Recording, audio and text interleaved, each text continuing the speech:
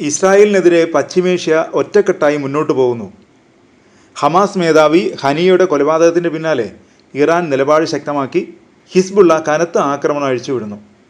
അതിനിടെ ഇസ്രായേലിലെ ജനങ്ങൾ തന്നെ നെതന്യാഹുവിനെതിരെ നിലപാട് സ്വീകരിച്ചിരിക്കുകയാണ്. ബന്ദിമോചനം ഉടൻ സാധ്യമാക്കണമെന്നാവശ്യപ്പെട്ട് ഇസ്രായേലിൻ്റെ വിവിധ ഭാഗങ്ങളിൽ പ്രതിഷേധ റാലികൾ അരങ്ങേറി.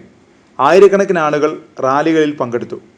ബന്ദികൾക്ക് അധികകാലം അതിജീവിക്കാനാവില്ലെന്ന് മുതിർന്ന ഇസ്രായേലി ഉദ്യോഗസ്ഥനെ ഉദ്ധരിച്ച് ചാനൽ 12 വാർത്ത നൽകിയതിന് പിന്നാലെയായിരുന്നു രാജ്യത്തെ പിടിച്ചുലച്ച് പടുകൂറ്റൻ റാലികൾ നടത്തിയത്. ബന്ദികളുടെ ജീവൻ അപകടത്തിലാണെന്ന് ചൂണ്ടിക്കാട്ടിയ സമരക്കാർ നെതന്യാഹുവിനെ പ്രധാനമന്ത്രി സ്ഥാനത്ത് നിന്ന് നീക്കി പുതിയ തെരഞ്ഞെടുപ്പ് നടത്തണമെന്നും ആവശ്യപ്പെട്ടു. തെൽ അവീവിലെ ഹോസ്റ്റേജ് സ്ക്വയറിലും Jerusalem, Haifa, Amiad junction, Kfar Saba, Beersheba എന്നിവിടങ്ങളിലും റാലികൾ സംഘടിപ്പിച്ചു.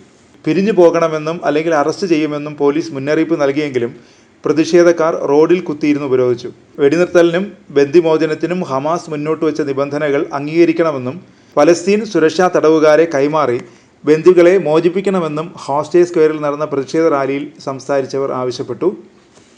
നെതന്യാഹു തൻ്റെ രാഷ്ട്രീയ ലാഭത്തിനും അധികാര കസേര സംരക്ഷിക്കാനും ബന്ദികളുടെ ജീവൻ കൊണ്ട് പന്താടുകയാണെന്ന് ഗസയിൽ ബന്ദിയായി കഴിയുന്നവരിൽ ഒരാളുടെ മാതാവ് പറഞ്ഞു. തൻ്റെ തീവ്ര വലതുപക്ഷ കൂട്ടുകക്ഷികളെ തൃപ്തിപ്പെടുത്താനും അധികാരത്തിൽ തുടരാനും ബന്ദികളെ തടങ്കലിൽ തുടരാൻ വിടുകയാണ് പ്രധാനമന്ത്രിയെന്നും അവർ ആരോപിച്ചു.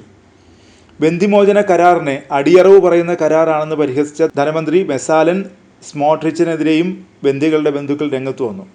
ഇന്നലെ നിങ്ങൾ ഒരു സറണ്ടർ ഡീലാണെന്ന് ട്വീറ്റ് ചെയ്തു. 115 മനുഷ്യരെ വീട്ടിലേക്ക് കൊണ്ടുവരുന്നത് കീഴടങ്ങലായി നിങ്ങൾ കരുതുന്നുണ്ടോ എന്നായിരുന്നു ബന്ദികളിൽ ഒരാളിൻ്റെ ഭാര്യയുടെ ചോദ്യം. വൈറ്റ് ഹൗസ് വക്താവ് ജോൺ കിർബിയും സ്മോട്രിച്ചിൻ്റെ അഭിപ്രായത്തെ അപലപിച്ചിരുന്നു. ഇത് ബന്ദികളുടെ ജീവൻ അപകടത്തിലാക്കുകയും മോചനത്തിനുള്ള ചർച്ചകൾ വഴിതിരിച്ചുവിടുകയും ചെയ്യുമെന്നാണ് കിർബി പറഞ്ഞത്.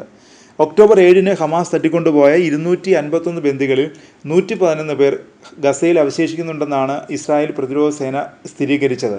അതിനിടെ ലെബനൻ സായുധ സേനയായ ഹിസ്ബുള്ളകൾ ശക്തമായ ആക്രമണമാണ് തുടർച്ചയായി ഇസ്രായേലിന് നേരെ നടത്തുന്നത്. ഏറ്റവും ഒടുവിൽ ഞായറാഴ്ച രാത്രി ഹിസ്ബുള്ളകൾ വടക്കൻ ഇസ്രായേലിലേക്കാണ് റോക്കറ്റുകൾ തൊടുത്തുവിട്ടത്.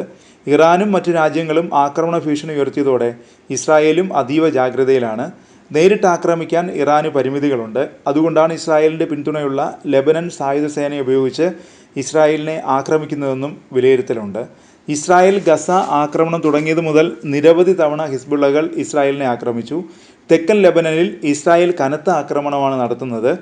ഇതിന് തിരിച്ചടിയായാണ് ഹിസ്ബുള്ളകൾ ഇസ്രായേലിനെ ആക്രമിക്കുന്നതെന്നും ഹിസ്ബുള്ള പ്രസ്താവനയിൽ പറഞ്ഞു. കഴിഞ്ഞ ദിവസം ലെബനനിൽ ഇസ്രായേൽ നടത്തിയ ആക്രമണത്തിൽ 6 കുട്ടികൾ ഉൾപ്പെടെ 12 പേർക്കാണ് പരിക്കേറ്റത്.